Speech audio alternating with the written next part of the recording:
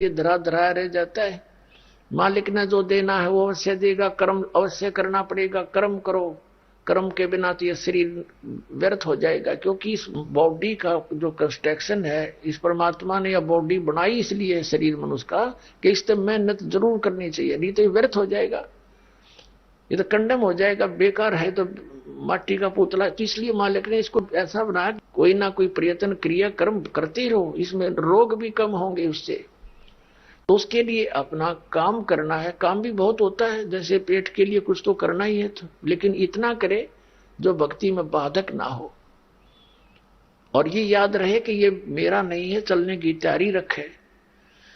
तो इस प्रकार फिर हम ये व्यर्थ के जो प्रयत्न करते हैं, समय व्यर्थ करते हैं, उसको भक्ति और परमात्मा के गुणगान में करेंगे। और हमने इसमें सबसे ज्यादा गलती क्या कर रखी है, अपनी परंपराएं बढ़ा दी। जैसे लड़की का विवाह या लड़के का विवाह करते, इसमें हम ड्रामा करते हैं, विवाह नहीं करते, सांग करते हैं, डीजे लाते हैं, नाच करते हैं, दारू पीते हैं। कोई बात है या? बच्चों का ब्याह तो भगवान ने कर रखा होता है, हम तो बकवाद करते बेमतलब की। एक व्यक्ति अपनी लड़की के लिए लड़का खोजने के लिए 4-4 साल लगा रहता है, नहीं होता संयोग, और परमात्मा चाहता 2 मिनट में कर देता है। तो फिर हमारे सारे काम भगवान से होंगे, और उसके आत्म संस्कार जोड़ने और तोड़ने। तो हम अब भगवान के बच्चे हो गए, उसने हमारी भी चिंता और हमारे बच्चों की भी चिंता, तो सारे काम आप होंगे। इस प्रकार हमने ये ब्याह के अंदर बिल्कुल खर्च नहीं करना, ये कोई नियम प्रतिबंध ना मानना। प्रतिबंध तो उनके लिए, बच्चों के लिए जो अभी अबोध है, फिर ज्ञान से अपने आप हो जाएगा। बेटी को भी ये विश्वास होना चाहिए कि मैं जहां रहूंगी भगवान मेरे साथ रहेगा, और जो मुझे भाग्य में है वही मिलेगा। यदि मैं पीछे से लेने की आस रखूंगी तो भगवान का हाथ उठा रहेगा कि तू उधर से ले ले। तो अब एक पिता अपनी पुत्री को कितना दे सकता है? क्या आजीवन का खर्चा दे सकता है? वो सपने में नहीं दे सकता, पुत्र का नहीं दे सकता, बेटी तो बहुत दूर की बात है। तो अपनी बेटी को ये विश्वास दृढ़ करे, ये ज्ञान समझावे कि बेटा भगवान साथ है तो सब कुछ साथ है तेरे, कोई काम नहीं रहेगा, किसी चीज की अभाव नहीं रहेगा, ये सत्कर मान ले। और फिर ये ऋण, एक दूसरे का ऋण मुद्दता हम किसी से लेते हैं तो उसका संस्कार हमारे साथ आ गया, फिर उसको देने के लिए फिर वापस यहां मरना पड़ेगा, खपना पड़ेगा। अब कोई रिश्वत लेता है, अब बालक है वो अनजान, उसको पता नहीं तू क्या जुल्म करने जा रहा, कितना अपने वजन सिर पे रख लिया। आज की रिश्वत लेता है, 10,000 20,000 ले ली और खा पी फुर कर दिया, और वो पाप न्यू का न्यू रह गया, उसका देन कर्जा न्यू का न्यू। अगले जन्म में मंडी में बैल बनेगा और उसमें रेड़ी में जोड़ा जाएगा, और इतना ऊंचा लाद का उसके ऊपर बोरे, और वो जिसके 20,000 ले रहा था वो 1 लाख बन जाएंगे इतने, और उसके ऊपर खुद बैठेगा और नीचा लगा तो बैल के लठ मारेगा। वो अधिकारी वहां बैल बनकर पूरे कर रहा होगा। ये सत्कर मान लेना, ये विधान है भगवान का। जिस दिन हम इतने सियाने हो जाएंगे, ये विश्वास हो जाएगा कि सचमुच ऐसा है, तो फिर हम इस विष को नहीं खाएंगे। ऐसा हम गलती नहीं कर सकते। परमात्मा कहते हैं तुमने उस दरगाह का मैल नहीं देखा, और धर्मराज के तिल तिल का लेखा। एक एक पाई का हिसाब है वहां पर, एक एक नए पैसे का हिसाब भगवान के दरबार में। इस बात से परिचित बच्चा फिर कभी इस पंगे में पादे को ना, इस लफड़े में नहीं पड़ेगा, और उसको डर लगेगा। और फिर कि देखो कितना प्यार बढ़ेगा। इब जैसे त्योहार आते हैं, कोई बात हुई, वो व्यर्थ के खर्चे जो गले इतने तले जाने पड़ेंगे, सूट लड़की के, तीज आएगी और उसमें फिर मिठाई आइटम से बना करके इतने तो पहुंचाने पड़ेंगे। वो इधर भाग रहा है, वो इधर भाग रहा है। 100 रुपये का घ्योर, मेरे ख्याल में 200 रुपये का खर्चा किराए का, और वो कपड़े भी मतलब कि वो काम आवे नहीं। तो इस तरह की जो हमने ये परंपराएं बना रखी हैं, ये खत्म करनी पड़ेंगी। लड़की के फिर भात आता है, भात के अंदर जिस बेटी के भाई नहीं है, जिस बहन के, अब वो कमरों में बड़बड़ होती है, और बात के सांग होया बताइयो कोई तो कोई आई। एक ब्याह घर क्या का शुरू हो जाता है, एक बेटी का छोरी का बड़का का हो रहा है, एक घरवाला का शुरू हो गया, बात खातिर तैयारी करेंगे, 3-4 भाई हैं तो इतने दे तो इतने दे, इकट्ठे करो फिर हो जाएंगे, कोई बात है यार। तो इस तरह की जो परंपराएं हैं ये हमारी भक्ति बाधक है, और जिन ने ये नाम लेना है भक्ति करनी उनके लिए ये कंपलसरी है, बाकी समाज कुछ करो उसके लिए हमने कोई लेना देना नहीं। फिर जैसे ये त्योहार आते हैं रक्षाबंधन का, अब देख हम कहां पहुंच गए, रक्षा कौन करेगा, भगवान करेगा रक्षा, तो रक्षाबंधन हमने भगवान का करना चाहिए ताकि हमारी रक्षा करे। हम जाओ अपने भाई का रक्षा का सूत्र बांधना, हमारी रक्षा करेगा भाई। अब रक्षा रक्षा उद्देश्य ना रह रहा के देगा भाई, ये उद्देश्य लेकर जाती है बहने, ये कोई बात हुई, कहां ले जा छोड़ा। एक बहन कह रही थी कि आपका ज्ञान प्राप्त होने के बाद यह बात सच्ची लगने लगी मुझे, मैं अपने घर गई हुई थी रक्षा बंधन के दिन, अपने भाई का रक्षा बंधन रक्षा सूत्र, उद्देश्य तो बच्चों पढ़े लिखे पता लगेगा, हम पढ़ते थे भी ये भाई मेरी रक्षा करिए इसलिए धागा बांधती हूं। तो मैं इंतजार कर रही थी, भाई बाजार गया था और उसकी दुर्घटना होगी, भाई की शव आया भाई का घर पे, टक्कर मार मार रोए सारा परिवार, वो रक्षाबंधन भी गया, वो त्योहार भी बाढ़ में गया, और रोना पीटना बुरा हाल हो गया। अब फिर उसको पता चला, वो कहने लगी जब मेरा भाई अपनी रक्षा नहीं कर सका तो मेरी रक्षा कैसे कर देगा। तो उसने दूसरे भाई से कहा कि भाई, जब ज्ञान हो गया उस बेटी ने कि आजा मेरे साथ, तेरी रक्षा भी होगी मेरी भी होगी, भाई उस भगवान के दरबार में नाम ले ले, उसके रक्षा सूत्र बांधेंगे हम अपने भगवान के। कहने का भाव ये है, परमात्मा की शरण प्राप्त होने के बाद इस तरह की दुर्घटनाएं भी टला करती हैं यदि हम नियमित रहेंगे तो। इसी प्रकार जैसे ये त्योहार मनाते हैं दिवाली का, दीपावली, ये किस लिए मनाते हैं कि भगवान श्री राम सीता जी को लेकर घर लौटे थे, और फिर चलो पहले तो देसी घी के दीप जलाए जाते थे, हवन हो जाता था, वो भी बढ़िया बात थी, लेकिन एक दिन हवन कर देने से बात नहीं बनती।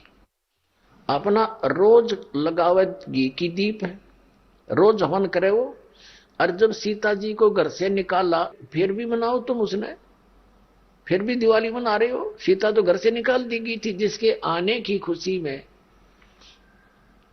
और वो दीप जलाए गए थे और फिर वह निकाल दी करते, वो तो दुखी हुई वहां जंगल में टाइम पास करा बेचारी ने सह परिवार, और श्री राम घर पे परिवार उसका जंगल में, चाहे राजा के कुछ भी बना रहो, एक छोटे से नगर का राजा अयोध्या का राजा था, चाहे राष्ट्रपति बन जाए पूरी पृथ्वी का, जिसका परिवार कहीं रात कहीं वो जीव सुखी हो सकता है, और फिर भी दिवाली बनावे और दीप जलावे।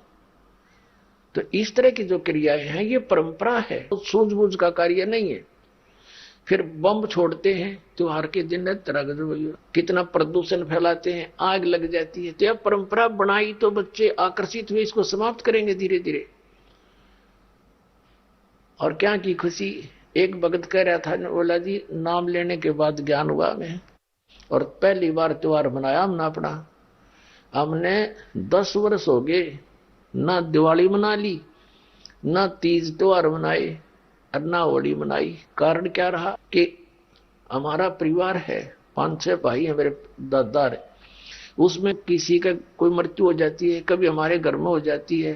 पिछली बार मेरी बहन विधवा होगी, सारा 1 साल तो फिर मनाना ही नहीं कुछ भी, 1 वर्ष पूरा नहीं हुआ इतना दूसरी घटना घट लेती है, और 10 वर्ष हो गया हमने कोई त्योहार मना के नहीं देखा। फिर कहाँ गई वो दीपावली। और परमात्मा कहते हैं इसे गंदे लोक में, जैसे नानक साहब जी से कहा था कि आप यहाँ खुशी नजर नहीं आते, मायूस बने रहते हो, तब नानक साहब जी ने कहा था ना जाने काल की कर डारे, किसी विध ढल जा पासावे, अर्जिन आते सरते मौत खुड़क दी उन्होंने के डांसावे। एक समय एक लड़के का ब्याह था, पहले दिन डीजे बजा रहे, घर में भी नाचे कूदे, बहन भी उसकी घुड़ चढ़ी पे, उसका जो निकाली हुआ फेरी, वो भी चित्र समाचार पत्र में। अगले दिन विवाह के लिए जा रही थी बारात, वो दुल्हे वाली कार टकरा गई एक टैंकर से, ट्रक से या टैंकर से, 6-7 सदस्य थे, घर के भी थे उसमें 2-3 और वो दुल्ला भी सारे मर गए। अब फिर टक्कर मार मार कर रो रहे हम, बाल पाट रही वो बहने पहले दिन जो डांस करे थी, नाचन कूदने फंड कर रही थी। तो परमात्मा कहते ना जाने काल की कर डारे किस भी ढल जा पासा वे, अर्जुन आते सरते मौत खुड़क दी। फिर क्या किया सी यहाँ पर क्या डांस करें, टाइम पास करो, विवाह करो, बच्चों का संयोग जोड़ दो सिंपल वे से। ब्याह तो 2 बालका का होना है, बाकी तो फंड है, हो कितने इकट्ठे कर लो चाहे ना कर लो। तो इस प्रकार हमने इस प्रत्येक परंपरा को रिड्यूस करना है और फिर हम सुखी होंगे भक्ति में, हमें समय गणा मिलेगा। हम इससे काम लगे रहे, जिसके 2 बेटी होगी उसका मरण हो जाता उस माता पिता का, कोई बात हुई या ऐसा गौ धन बेटी यहां भी कुमाती चली जा रहा, आगे सारा जीवन कमावे और उसको कैर बना लिया हमने अपनी गलत परंपरा के कारण। तो इसको समाप्त करना पड़ेगा, तो तभी हम भक्ति भी तभी कर सकेंगे, हमारी समस्याएं का समाधान भी ऐसे ही होगा। अब प्रसंग हम फिर उसी पर आते हैं कि परमात्मा ने कहा कि फिर वो बिचली पीढ़ी का जो समय आएगा उसमें मैं आऊंगा फिर। धर्मदास तो चिंता मत करें, क्योंकि बहुत चिंतित हो गए थे धर्मदास जी कि भगवान आज तो अच्छा समय है और कलयुग और आगे बढ़ेगा, उसमें तो और ज्यादा कृतघ्नी व्यक्ति हो जाएंगे, फिर आपकी बात ने कैसे मानेंगे। तो परमात्मा ने कहा था मैं मना लूंगा, ऐसा ज्ञान दूंगा कि उनके हृदय में समाओगा और फिर एक बार दोबारा सतयुग जैसा माहौल हो जाएगा। राग द्वेष खत्म, माया की दौड़ खत्म, सारा सब ज्ञात में माला, चाहे कोई खेत में, चाहे मजदूर है, चाहे घर पे है, मंत्र करेंगे। आजकल ऐसे इंस्ट्रूमेंट बना दिए परमात्मा ने, ये मोबाइल तक डाल दिए जेब में, मोबाइल ना तो एक और चला दी जिसमें एक चिप डाल लिया, अपना सारा दिन बोले तो वो आली की भी जेब में, पाली की भी जेब में, मजदूर किसान दुकानदार की जेब में रहेगा। मंत्र चल रहे हैं, दूसरे को पता नहीं क्या सुन रहा है, ये काम आया तो ठीक है, बंद कर दिया, अपना काम करा, फिर चालू कर दिया। और किसान मजदूर को तो चाहे कान में लाए रहा। दास का जन्म किसान परिवार में हुआ, हमने देखा पाली जाते थे वो कितो खड़े होकर अग्नि गान लग जाते, नो कान पर हाथ धर के, और कोई काम नहीं, कोई कुछ गा रहा है, कोई कुछ गा रहा है। हाली है वो भी अपना हल के साथ साथ फिल्मी गाने बोल रहा है। तो फिर हम अपने भगवान की वाणी बोलिया करेंगे, ये सुना करेंगे, उससे बोया हुआ बीज भी अच्छा होगा। जहां भगवान की चर्चा सुनते सुनते चलते चलते श्रवण करते हुए बीज बोया जाएगा खेतों में हाली के द्वारा, तो उसके अंदर भी संस्कार होंगे और अच्छे खाने वाले में भी वो गुण प्रवेश होते हैं। वचन की इतनी शक्ति होती है। हम फिर वहीं आते हैं जहां से प्रारंभ हुआ था। अब उस परमात्मा के पाने का, उस भक्ति का जो विधि क्या है, सतलोक जाने की, उस लोक को पाने की जहां सदा सुखी रहता है प्राणी, उसकी साधना क्या है, वो 3 बार में पूरी होती है। तो प्रथम मंत्र जो है, ये पहले 5 नाम देते थे परमात्मा, अब कंप्लीट कोर्स अब देना है। जिन महापुरुषों को दिया उनको तो कंप्लीट दे दिया था कि तुम ये सिमरण करो, लेकिन आगे ये दान करना। गरीबदास जी के बारे में परमात्मा ने कहा था कि 12वां पंथ जो गरीबदास का होगा 1774 में उसका जन्म होगा, फिर उसको मिलूंगा मैं आकर के। संवत 1784 में कबीर परमात्मा सतलोक से आए थे, वो लीला करते हैं मालिक ऐसे ही, और गरीबदास जी को मिले थे। 10 वर्ष के बालक थे गरीबदास साहिब, खेतों में पाली थे अपने गौओं के। तो वहां से परमात्मा उनको प्रथम मंत्र देकर गाय के दूध के द्वारा, वो पान का अर्थ होता है पेय पदार्थ के साथ में, दादू साहिब जी को दिया था एक पान के पत्ते पे अपने करमंडल से जल डालकर। और भी लीला है लेकिन वो बार बार बतानी समय नहीं इतना, तो उससे दिया था। गरीबदास जी को दूध के साथ दिया था। तो अब वो जो परवाना प्रथम है वो पान परवाना यानी पेय पदार्थ के साथ दिया गया भक्ति का मंत्र, वो पान परवाना कहलाता है। दास आपको जो देता वचनामृत, वचन से उसको बना दिया जाता अमृत, और साथ में मिश्री, ये आपका और प्रथम मंत्र दिया जाता। अब ये 7 मंत्र का देना है। ये 7 मंत्र का क्यों देना है, अब ये कहां प्रमाण है, ये सूक्ष्म वेद के अंदर है। और वो सूक्ष्म वेद परमात्मा ने दोबारा वाणी गरीबदास जी के माध्यम से क्यों उजागर करवाई, क्योंकि उनको मालूम था कि ये काल के दूत कबीर पंथ में कबीर पंथी कवा के उसमें फेरबदल कर देंगे। तो कबीर सागर में बहुत सारा इन्होंने कुछ परिवर्तन करने की चेष्टा की है, जिसने जो अनुकूल लगा वैसे ही फेरबदल कर दिया। तो उसकी पूर्ति कबीर परमेश्वर जी ने, परम अक्षर ब्रह्म ने, आदरणीय गरीबदास साहिब जी, गांव छुड़ानी, जिला झज्जर, हरियाणा वाले के द्वारा कराई है। तो उसमें ब्रह्म वेदी के अंदर गरीबदास जी ने अपने ग्रंथ साहिब में, जो कि एक गोपाल दास नाम के दादूपंथी संत ने लिखा था और आदरणीय गरीबदास साहिब जी ने बोला था, तो उसमें कंप्लीट लिख रखा है, ये पूरे 7 मंत्र लिखे और पूरा जो है गरीबदास का जो पंथ है इस मंत्र को कभी प्रयोग नहीं करता। वो क्या नाम देते, क्योंकि दास का निकास उस गरीबदास पंथ से ही है। मेरे गुरुदेव को छोड़कर इन मंत्रों को कोई गरीबदास पंथ में नहीं देता था। अब चाहे इस दास की सुनकर कोई देने लग गया हो तो वो अधिकारी नहीं है, क्योंकि परमात्मा ने एक ही परंपरा लानी थी, लिंक जोड़ के यहां तक इस दास तक। तो मेरे जो गुरु जी के जो गुरु भाई थे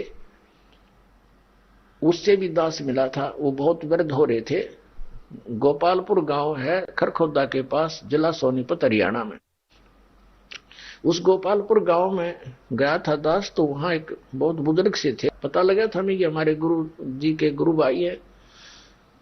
उनसे बातचीत हुई, उनसे पूछा आप क्या मंत्र देते हो। वो कहते हैं, उनके शेष बैठे थे, उनसे पूछा कि ये देते हैं ओम भगवते वासुदेव नमः, और कीर्तन करते हैं, ज्यादातर वाणी बोलकर कीर्तन करते हैं। ठीक है। फिर पूछा कि दूसरा एक मंत्र और भी देते हैं, वो केवल साधु संतों को देते हैं, जो जिनको वो संत बना देते हैं, कपड़े दे देते हैं लाल।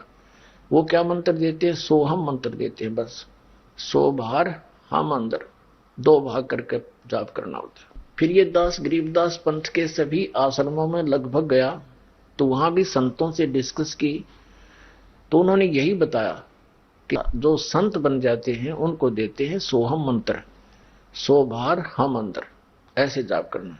और गृहस्थियों को देते हैं हम ये ओम भगवते वासुदेव।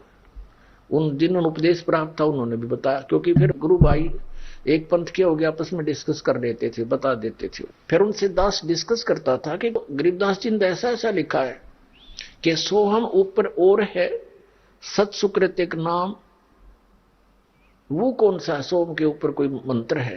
कहते नहीं नहीं ऐसा कुछ नहीं, और कुछ नहीं, बस इतना ही। हाँ भाई ठीक है। तो मेरे पूज्य गुरुदेव को, क्योंकि परमेश्वर कबीर साहिब से गरीबदास जी को वे मंत्र दिए गए और उनको बता दिया था कि आगे नहीं बताना किसी को, लिखवा दे, सारे लिखवा दिए उन्होंने। तीनों मंत्र लिखवा रखे हैं, सारनाम भी, सतनाम भी और ये प्रथम मंत्र भी। तो उसके बाद फिर गरीबदास जी ने शीतलदास जी को, यह हमारी पूरी गुरु परंपरा है आपके, इसमें भक्ति बोध नामक एक पुस्तक है जो नित्यनेम की बना रखी, इसमें कंप्लीट लिखा हुआ है। परम पूज्य कबीर परमेश्वर जी से उपदेश प्राप्त हुआ आदरणीय गरीबदास साहिब जी को, और पूरा ज्ञान दोबारा मालिक ने, कबीर परमेश्वर जी ने अपना अध्यात्म कंप्लीट कोर्स और ज्ञान गरीबदास जी के द्वारा दोबारा प्रकट करवाया, उजागर करवाया। तो गरीबदास जी ने दिया संत श्री शीतलदास जी को। शीतलदास जी का आश्रम है गांव बराना, जिला झज्जर, पहले रोहतक था। और शीतलदास जी ने दिया संत ध्यानदास जी को, ध्यानदास जी ने दिया रामदास जी को, रामदास जी ने दिया संत ब्रह्मानंद जी को। अब ब्रह्मानंद जी से फिर आनंद शुरू हो गए सभी, जैसे इनका क्रोथा के अंदर एक छतरी है इनके नाम की। और फिर श्री ब्रह्मानंद जी से संत जुक्तानंद जी को मिला, संत जुक्तानंद जी से संत गंगेश्वरानंद जी को मिला। बाजितपुर दिल्ली में इनका आश्रम है। और संत गंगेश्वरानंद जी से संत चिदानंद जी, पंडित चिदानंद जी महाराज को मिला। ये पंडित क्यों कहलाए चिदानंद जी? ये वैसे जाट कुल में जन्म था इनका, लेकिन ये काशी विद्यापीठ से पढ़कर 4 विषय के आचार्य बन गए थे, इसलिए पंडित चिदानंद नाम से जाने जाते हैं। और श्री चिदानंद जी से मेरे पूज्य गुरुदेव जी संत रामदेवानंद जी को ये नाम मिला, उसने फिर इस दास को दिया। तो ये कड़ी बनी आई थी। केवल इस परंपरा में गरीबदास जी को कबीर साहब ने हिदायत दे दी थी कि केवल एक संत सिलेक्ट करना जो मैं संकेत करूंगा तुझे। तो उसी प्रकार शीतल दास जी को कंप्लीट कोर्स दिया था और उसको हिदायत दे दी थी कि आगे किसी को नहीं बताएगा, बस वाणी का पाठ और ये नित्य नियम बताते रहना, और कोई जपे तो पहला मंत्र देना, बस। ऐसे ही चलता चलता आया था। तो मेरे पूज्य गुरुदेव जी ने इस दास के अतिरिक्त ये मंत्र किसी को नहीं दिए थे। ये केवल पहला मंत्र देते थे, उसमें भी प्रथम मंत्र नहीं देते थे। 7 मंत्रों में से 6 देते थे, फर्स्ट नहीं देते थे। अब कारण क्या था? अब कोई ये सोचे कि क्या इनको मालूम नहीं था? इनको सब मालूम था, लेकिन आदेश परमात्मा का नहीं था। इन मंत्रों से मोक्ष तो नहीं हो सकता, लेकिन अन्य लाभ मनुष्य अधिक से अधिक मिलते रहे। अब ये मनुष्य जीवन मिलते रहे तभी तो आप जी जो परमात्मा की खोज में लगे हो, ये पिछले मनुष्य से ही मनुष्य जीवन प्राप्त आपको, तभी तो इतनी अच्छी लगन है मालिक के प्रति। तो अब ये आपको ये नाम मिल जाएगा, कंप्लीट कोर्स, आपका कल्याण होगा। तो इसलिए छुपा कर रखना था। अब ये कंसेप्ट क्लियर किया जा रहा है कि परमात्मा के पाने की विधि कौन सी है, वो साधना क्या है। प्रथम मंत्र पान परवाना, इसमें अब 7 मंत्र हो गए जो आपको दिए जाते हैं, और इनमें से 5 नाम देने के लिए कहा था अन्य को। तो धर्मदास जी ने अपने वंशजों को यही 5 नाम दिए थे। जो करने नो दीदार महल में प्यारा है, एक शब्द है, उसके फर्स्ट में अभी आपको बताया था। और कबीर साहब जी ने जो धर्मदास जी का पुत्र था चूड़ामणि जी, जिसको मुक्तामणि नाम से भी जाना जाने लगा, उनको भी नाम दिया। जब ये 5 नाम दिए थे और 5 नाम देने के लिए आगे आदेश दिया था, तो मुक्तामणि जी ने वो 5 नाम का ही उपदेश देना शुरू किया अपने वंशजों को, और भी कोई लेने आया उनको भी। फिर 6ठी पीढ़ी में जो संत आए,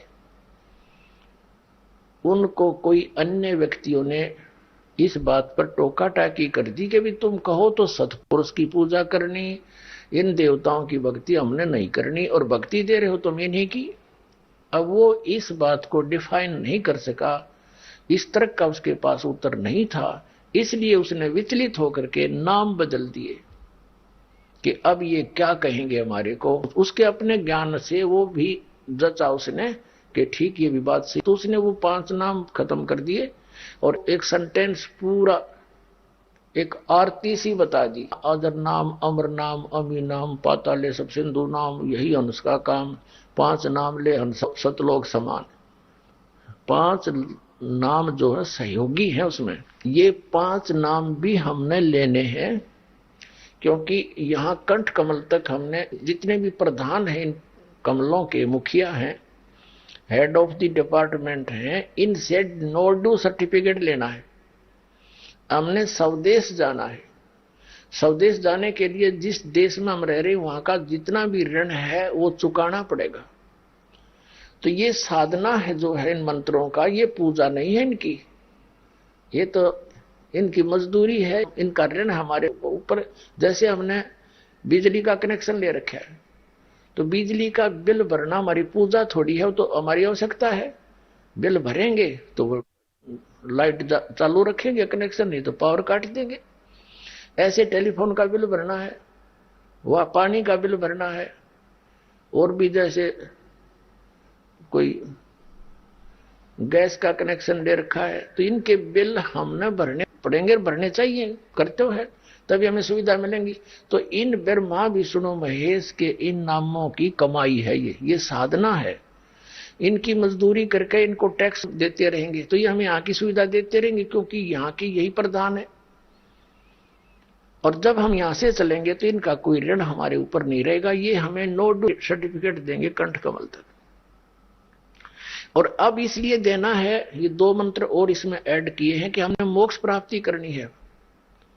पहले केवल मनुष्य जीवन ही प्राप्त कराना था इस प्राणी को, ताकि यहां तक आ जावे, भक्ति की आस्था बनी रहे इसकी, और उनसे संसारिक लाभ इनको मिलते रहते हैं। तो फिर हम जब यहां पहुंच जाएंगे, कंठ कमल यहां है, वो कमल बैक में, तो यहां तक समझो मूल कमल में गणेश जी, फिर स्वाद कमल में ब्रह्मा और सावित्री जी, नाभि कमल में विष्णु और लक्ष्मी जी, हृदय कमल में पार्वती और शिव जी, और कंठ कमल में श्री देवी दुर्गा जी। तो यहां तक जो इन 5 नामों का मंत्र की कमाई आपको यहां से बरी करावेगी, वहां तक आपको फ्री कर देगी। जब आप संसार छोड़कर चलोगे तब पता लगेगा इसका। तो जब आप चलोगे तो अपने आप आपके नोट सर्टिफिकेट होंगे, आपका पासपोर्ट होगा, क्योंकि आपने उपदेश ले रखा है सतनाम का। तो सतनाम जो 2 अक्षर का है, गीता जी अध्याय नंबर 17 के श्लोक नंबर 23 में ओम तत्सत इति निर्देश है ब्रह्मण त्रिवेद समर्थ है। अब सतनाम का काम शुरू होगा जब हम कंठ कमल से आगे चलेंगे, त्रिकुटी पर पहुंचेंगे। त्रिकुटी इज द इंटरनेशनल एयरपोर्ट, त्रिकुटी अंतरराष्ट्रीय हवाई अड्डा समझ लो यहां के लोग का। तो त्रिकुटी पर जाकर के जिसने भी जहां जाना होता है, जिस भी इष्ट की पूजा कर रखी है, जिसने साधना कर रखी है, वो वहां से फिर वहीं जाएगा, वहां से कोई फेरबदल नहीं होगी उसकी। तो त्रिकुटी पर जाकर, जैसे गीता अध्याय नंबर 18 के श्लोक नंबर 66 में कहा कि सर्वधर्मान परित्यज्य एकम शरणं व्रज अहम तवा सर्व पापे मोक्ष्यामि मा शुच। अब ये गीता ज्ञानदाता कहता कि अर्जुन, तो मेरे सत्र की जो पूजाएं हैं वो कौन कौन सी पूजाएं इसकी? एक तो ओम नाम की, एक 5 यज्ञ करते हैं हम। एक यज्ञ है धर्म की, जैसे यहाँ भंडारे चलते हैं, आप दान करते हो, उसका सब बहन भाइयों को भंडारा किया जाता है। दुखी प्राणी आते हैं, भगवान की अच्छी आत्मा यहाँ आती है, तो इनको खिलाया हुआ अन्न दान भोजन बहुत लाभ देता है। वैसे तो भोजन राह चलते व्यक्ति को कोई भी द्वार पा जा, चाय पानी भोजन दूध अवश्य कोशिश करे पिलाने खिलाने की, उससे भी पुण्य होता है। लेकिन ये अलग पुण्य है। जैसे एक तो पशु पालते हम, एक तो गाय है बगैर दूध वाली, वो भी कोई बुरी नहीं है, तो और एक दूध वाली, तो दूध वाली को हम अलग से आहार देते हैं। तो उसको आहार जो देते हैं वो बेनिफिट देती है, दूध देती है, और आहार हम दूसरी को भी खिलाते हैं, वो कुछ नहीं दे पाती। तो इस प्रकार हमने ये समझ लो कि जो संत भक्तों को खिलाया जाता है तो उसका प्रतिफल मिलता है शीघ्र, ऐसा समझो। तो ये धर्म यज्ञ है। अब लाभ तो उनसे भी होता है जो आम प्राणी को हम भोजन कराते हैं, आने वाले को, वो भी बहुत पुण्य है। भूखा भोजन देते हैं, पहुंचेंगे परवान, उसका भी पुण्य है। तो कहने का भाव यह है कि एक तो धर्म यज्ञ, ये भंडारे करते हम अपने यहाँ विधिवत, गुरु बिन माला फेरते, गुरु बिन देते दान, गुरु बिन दोनों निष्फल है चाहे पूछो वेद पुराण। तो इसमें सबसे पहला गुरु होना चाहिए, सतगुरु कहो चाहे गुरु कहो। ये जिनके इनकम्प्लीट नॉलेज है इसलिए सतगुरु कहना पड़ा उसी को, वैसे गुरु शब्द पर्याप्त है। तो गुरु होना अनिवार्य है, और गुरु भी पूर्ण हो। अब गुरु की पहचान यह अलग विषय बनेगा। गरीबदास जी ने बताया है सतगुरु गुरु की क्या पहचान होती है। कहते सतगुरु के लक्षण कहूं मधुरे बैन विनोद, और 4 वेद 60 शास्त्र वो कहे 18 बोध। यानी वो कंप्लीट नॉलेज, स्पिरिचुअल नॉलेज रखता है, वो संपूर्ण अध्यात्म मार्ग ज्ञान रखता है, वो सभी वेदों गीता पुराणों का ज्ञान रखता है, वो सतगुरु समझ लेना। ये तो फर्स्ट पहचान है उसकी। और दूसरी पहचान गीता जी अध्याय नंबर 15 के श्लोक नंबर 1 में कही है कि उल्टा लटके संसार रूपी वृक्ष को जो कंप्लीट विभागों सहित बताता है, सवेदवित वो तत्वदर्शी संत है। जैसे परमेश्वर ने स्वयं ये ज्ञान बताया था 600 वर्ष पहले, तो ये तो है तत्व ज्ञान, और उसको जो जानता है वो सतगुरु है। परमेश्वर ने बताया था कि अक्षर पुरुष एक पेड़ है, निरंजन वाकी यानी सरपुरुष वाकी डार, और तीनों देवा शाखा है, ये 5 रूप संसार। परमात्मा ने स्वयं बता रखा है सच्चिदानंद घन की वाणी को, और उसके अनुसार शास्त्र अनुसार जो ज्ञान देता है वो सतगुरु है। तो वो ज्ञान इस दास को प्राप्त हुआ। इस दास ने सन 1994 से इसको बताना शुरू कर रखा है, जब से आदेश हुआ था इस नाम के और ज्ञान के देने का। ये सतगुरु की पहचान बताई है कि उल्टे लटके हुए संसार रूपी वृक्ष को जो बता देगा वो तत्वदर्शी संत होगा। जैसे गीता जी अध्याय नंबर 15 के श्लोक नंबर 16-17 में 3 पुरुष हैं। पुरुष माने परमात्मा, प्रभु, ब्रह्म, राम, 3 राम है। एक सरपुरुष, ये नासवान ब्रह्म है। अक्षर पुरुष, ये 7 संख ब्रह्मांड का मालिक जिसको परब्रह्म कहते हैं। पार ब्रह्म अलग है, परब्रह्म अलग है। पार ब्रह्म तो है पूर्ण परमात्मा, और परब्रह्म नेक्स्ट परमात्मा, नेक्स्ट पर माने दूसरा, जैसे दादा और परदादा। 3 पुरुष है उसमें। गीता अध्याय नंबर 15 के श्लोक नंबर 16 और 17 में। 16 में 2 पुरुषों की जानकारी है, सर पुरुष और अक्षर पुरुष। इनके विषय में कहा कि ये भी और इनके अंतर्गत जितने प्राणी हैं ये सभी नासवान है। जीवात्मा तो किसी की भी नहीं मरती, वो तो कुत्ते गधे की, मच्छर माखी की, किसी की नहीं मरती। उस दृष्टिकोण से बताया कि ये नासवान है, सरपुरुष भी और अक्षर पुरुष भी। और फिर 17वें श्लोक में बताया है 15वें अध्याय के गीता जी में कि उत्तम पुरुष है तो अन्य वो परमात्मा है उदाहरते। ये लोग तरम अविषय वृत्ति अवैश्वर संसार रूपी उल्टे लटके हुए वृक्ष की जो जड़ है, मूल है, वो ऊपर को है, ऊर्ध्व। वो कौन है? वो परम अक्षर ब्रह्म है, और वहां से सबकी उत्पत्ति हुई है। वही तीनों लोकों में प्रवेश करके सबका धारण पोषण करता है।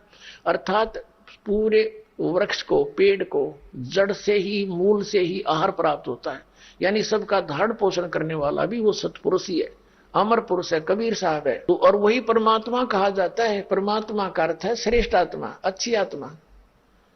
अब यहाँ क्या हाल हो रहा है हमारा, तो यहाँ का मालिक अच्छा हो सकता है? किसी की आंख फूट गई, कोई अंधा फिरा, किसी कैंसर हो, रिक्शा बेटा मर गया है, किसी को कोई कष्ट है, किसी का कोई हाल कैंसर से दुखी है, कभी फ्लड आ गया तो पूरे के पूरा क्षेत्र मर जाओ मर जाओ, अकाल पड़ गया मारो टक्कर, एक्सीडेंट हो गए सारे मर जाओ मर जाओ। तो ये परमात्मा का क्षेत्र है, ये तो काल कसाई का क्षेत्र बताया परमात्मा ने। तो कहते हैं कि वो है परमात्मा, श्रेष्ठ आत्मा, जो कभी दुख नहीं देता, केवल सुख सुख देता है। और वही तीनों लोकों प्रवेश करके सबका धारण पोषण करता है। अब जो प्रसंग चल रहा है कि उस प्रथम सत्र का जो दीक्षा मंत्र दिया जाता है फर्स्ट टाइम, उसके पश्चात हमें सतनाम की आवश्यकता पड़ेगी। सत्रकुटी पर सतनाम 2 अक्षर के मंत्र के नाम की कमाई काम करेगी। एक पहला संत हमने देखा है जो न्यू कहे है नाम की कमाई नहीं करनी चाहिए, और वो यहां तक कहता है कि जो ये कहता है ना नाम की कमाई कर, तू कुछ कर, दान कर, यज्ञ कर, धर्म कर, कहते वो पाखंडी है। देखा कल मारी जा रही नालायक आदमी की। मतलब ऐसे व्यक्तियों को हम संत कह सकते हैं? बट्ठा बठान लग रहा है, नास्तिक बनावे, नुका गुरु पार कर देगा बस। एक धू धू के शब्द है, धू धू एक शब्द है, फिर अब कहा जाता ना सुना जाता। फिर तूने कहां से सुन लिया? हो ना वो कहने का, ना सुनने का, ना वो बोलने का, तो आपने कैसे प्राप्त हुआ? मारे सट्टे। तो ऐसे लोगों ने ये बट्ठा बैठा दिया भक्ति मार्ग का। अन्यों का है इस पूरे ब्रह्मांड में, इस ब्रह्मांड में मेरे पास जो वस्तु है किसी के पास नहीं, नाशकरण की वस्तु है तेरे पास, जीवन की बट्ठा बठान की, और इसी की जरूरत बिना किसी ने तेरे पास बनी रहे। वो अपने आत्माओं सभी जितने भी संत हैं और श्रद्धालु हैं ये पुण्य आत्मा है। अब बिना ज्ञान के डले ढोरे हैं। अब परमात्मा ने इस दास को भेजा है। अगर ये भगत है और संत है, संत का अर्थ क्या है? क्या वो खुदा बन गया? वो भी तो परमात्मा के पाने की ही के प्रयत्न में है। अगर भगवान नहीं मिला तो ये कहते हैं उस साहिब के दरबार में उल्टे लटके ये संत और महंत गधा बना फिरेगा, फिर कहां जाएगी? या फिर इसकी जो आज बना बैठा है ये प्रभु। अब दास जो आपको बता रहा है ये 5 यज्ञ करनी होती है। यज्ञों का जो चल रहा था, 5 यज्ञ है। एक यज्ञ धर्म की, दूसरी यज्ञ ध्यान। अब ध्यान ये हठ योग नहीं है।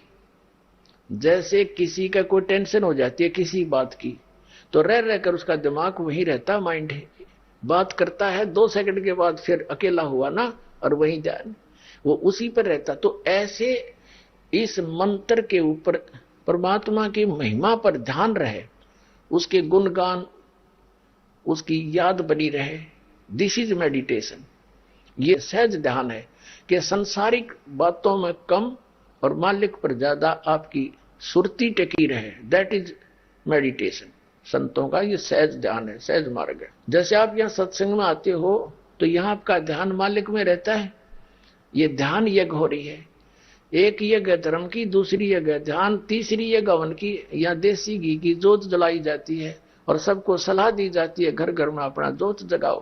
पहले हमारे पूर्वज सभी यही किया करते थे।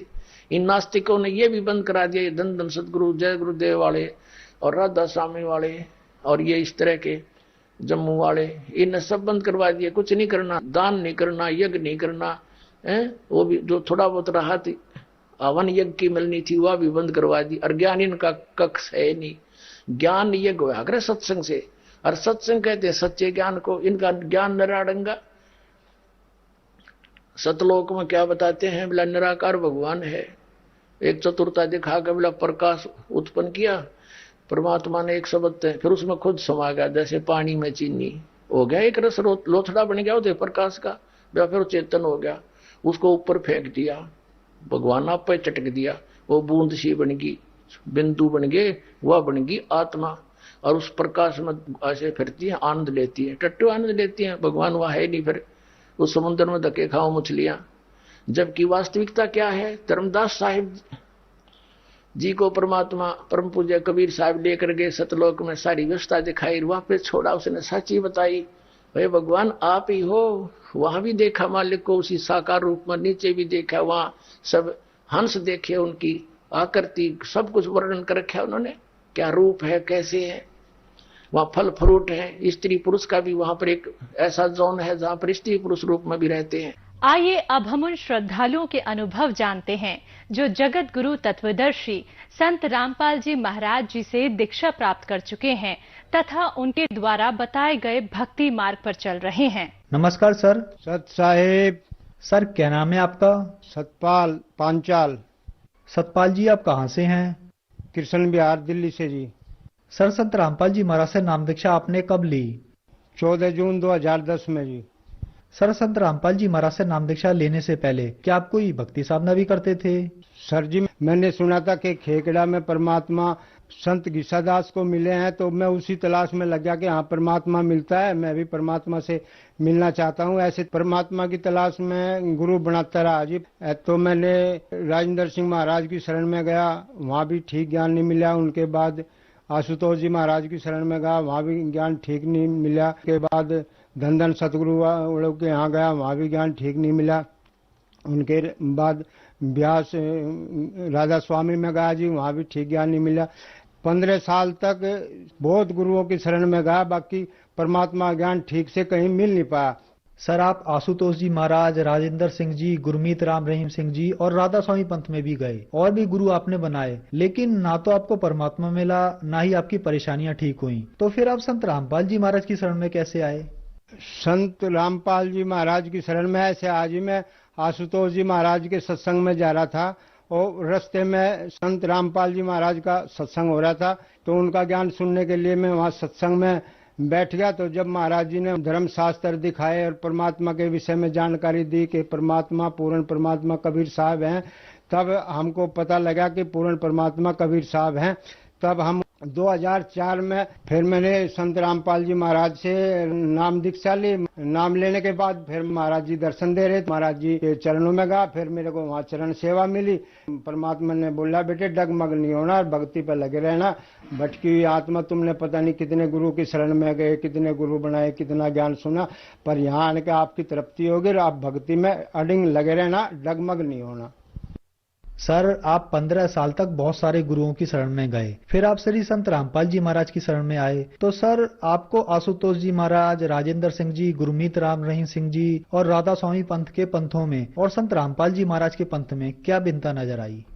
सर जी बहुत गुरुओं की शरण में गया, बाकी परमात्मा ज्ञान ठीक से कहीं मिल नहीं पाया। वहाँ पे जितना भी ज्ञान है वो सब ज्ञान मौखिक बताया जाता है। अपनी बनाई हुई किताब, अपनी बनाई हुई पुस्तक, अपना बनाया हुआ ज्ञान अपनी लिख दी उन्होंने कि चाहे रेल भर लो, पर उनका ज्ञान, उनकी बात खत्म नहीं होती। परमात्मा के विषय में संत रामपाल जी महाराज ने सभी धर्म शास्त्रों में प्रूफ कर दिया, प्रमाणित कर दिया कि वो पूर्ण परमात्मा, पूर्ण ब्रह्म, परम पिता परमात्मा, सृष्टि का रचयिता, आल कंट्रोलर, करनहार, करतार, परवरदिगार, अल्लाह अकबर, वो ना विकार है, नर आकार है, सह शरीर है, उसका नाम कबीर है। सभी धर्म शास्त्रों में संत रामपाल जी महाराज ने लिखा हुआ, प्रूफ करा कि परमात्मा कबीर साहब हैं।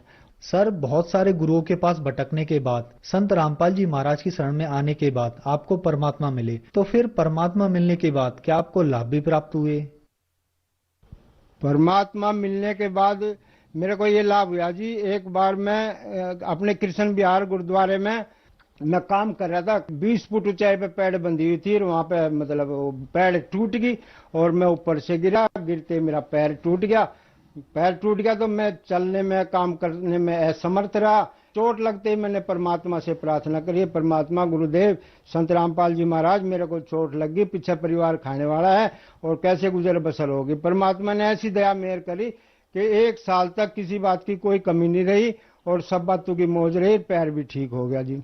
और मैं क्या नाम से पहले बीड़ी बहुत पीता था जी। सभी संतों की शरण में गया, बहुत गुरु बनाए, सबको बोला भाई मेरे को एक ऐब लगा हुआ है और ये ऐब किसी तरह छूट जा तो बहुत बढ़िया बात होगी। बाकी मेरा बीड़ी का है वो किसी भी संत से, किसी भी गुरु से छूट नहीं पाया।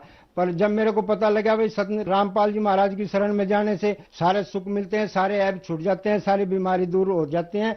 जिस दिन से संत रामपाल जी महाराज की शरण में जाने के लिए घर से चला और बीड़ी बाहर निकाल के रख दी, उसी दिन से बीड़ी छूट गई। उसके बाद मैंने बीड़ी को हाथ नहीं लगा। हमारी भगतमती को रसोली थी, रसोली, तो हमने बहुत उनका इलाज करा, बहुत देखभाल करवाई इधर उधर अस्पतालों में। अब जहां भी जाते थे वहीं यही कहते थे कि ऑपरेशन होगा जी, ऑपरेशन होगा। अब हम गरीब आदमी तो ऑपरेशन के लिए पूछते थे पहले ही भाई कितना खर्चा आएगा। कोई कहता है 1 लाख रुपए आएगा, कोई कहे 90,000 आएगा। उसके तुरंत बाद ही बरवाला गई, संत रामपाल जी महाराज के चरणों में जाकर बोला जी मेरे को ऐसी ऐसी परेशानी है, ऐसा ऐसा मेरे को रसोली बता रहे, ऑपरेशन बता रहे, मेरे को बड़ा डर लगता है ऑपरेशन का नाम लेते ही। और संत रामपाल जी महाराज ने बोला बेटे ऑपरेशन करा ले, कि नहीं जी गुरुजी मेरे से ऑपरेशन नहीं कराया जाएगा, मैं तो बेहोश हो जाती हूँ, मेरे बस की बात नहीं। तो संत रामपाल जी महाराज ने उनको एक अमृत जल दिया, एक प्रसाद की पुड़िया दी, कि बोला कि बेटी ये ले खून और ये ले ऑपरेशन और ये ले अपना इलाज, इसको खाना और अपना समाधान हो जाना, तुम्हारा बिल्कुल ठीक हो जाएगी। बेटा चिंता ना करियो, भक्ति करते रहियो, परमात्मा दया करेंगे, ठीक हो जाएगी। बगैर ऑपरेशन के कोई ऑपरेशन नहीं हुआ, कोई दिक्कत नहीं हुई, कोई परेशानी नहीं। संत रामपाल जी महाराज की दया मेहर से आज बिल्कुल ठीक है। एक बार मैं अपने 3 मंजिल मकान है उसमें रिपेयरिंग करी सारे में, जहाँ भी कुछ रद्दो बदल करनी थी वो करी, जहाँ तोड़ फोड़ करनी थी वो करी। सारे मकान में चैंट होगी। चैंट होने के बाद मैंने सोचा कि भाई सफेदी करा ले तो ये सारा जगह जगह जो टुक्की लग रही ये सब दब जाएंगी। ऐसे मैं प्रोग्राम बना के सफेदी कराऊं। तो मैं सफेदी वाले आदमियों को बुलाने लगा, भाई कितने पैसे लोगे सफेदी करने के। कोई कहे 60,000 लेंगे, कोई कहे 50,000 लेंगे, कोई कहे 40 लेंगे, 30 लेंगे, 20 लेंगे। ऐसे होते होते मैंने सोचा मेरे पास तो 10 ही 1000 रुपये हैं, कैसे बात बनेगी, कैसे सफेदी होगी। तो ऐसे सोचते सोचते मैंने सोचा मगर अपने गुरु महाराज के चरणों में प्रार्थना लगा ले, और परमात्मा तो बताते हैं पैसे भी बढ़ा देते हैं, काम भी करवा देते हैं, मुकदमे भी फारिग करवा देते हैं, बीमारी भी ठीक कर देते हैं, मुर्दों को भी जिंदा कर देते हैं। तो परमात्मा हमारे ऊपर क्या इतनी रहम नहीं करेगा कि भाई हमारे मकान में सफेदी हो जा। तो हमने 10,000 12,000 जो भी हमारे पास थे एक तरफ पैसे रखकर कारीगर बुलाकर अपना गांव में से कारीगर बुला और लगा दिया। वो 1 महीना काम करा उसने। 1 महीने में उसकी 400 रुपये दिहाड़ी तय हुई थी। 12,000 रुपये बनते हैं 1 महीने के, और 12,000 रुपये में हमारा सारा सामान भी आ गया, मटेरियल भी आ गया, सफेदी भी होगी, और जो 1 महीना कारीगर ने काम करा काम भी हो गया, उसकी तनख्वाह भी दी गई, और सारे मकान का काम बिल्कुल फर्स्ट क्लास हो गया जी। संत रामपाल जी महाराज की दया से सब बातों की मौज हो रही जी। सर, जो दर्शक आज आपको देख रहे हैं, आप उन्हें क्या संदेश देना चाहेंगे? संत रामपाल जी महाराज की शरण में जाने से सारे सुख होंगे, और उनका सत्संग सुनो, उनकी पुस्तक पढ़ो और उनका ज्ञान सुनो, और उनसे नाम दीक्षा लो, और नाम दीक्षा लेने से जैसे हमें सब सुख हुए ऐसे आपको भी सुख होंगे। सर, संत रामपाल जी महाराज से नाम दीक्षा कैसे ले सकते हैं? संत रामपाल जी महाराज से नाम दीक्षा टीवी पे सत्संग आते हैं जी। नीचे एक पट्टी चलती है, उस पट्टी में फोन नंबर होते हैं। वो फोन नंबर आप अपने पास लेके फोन करो तो आपको जहां आप रहते हैं वहां का एड्रेस बताओगे तो वो आपको नजदीकी नामदान केंद्र बताएंगे। आप वहां जाकर नाम दीक्षा लो और अपना कल्याण कराओ। धन्यवाद सर। सत साहिब।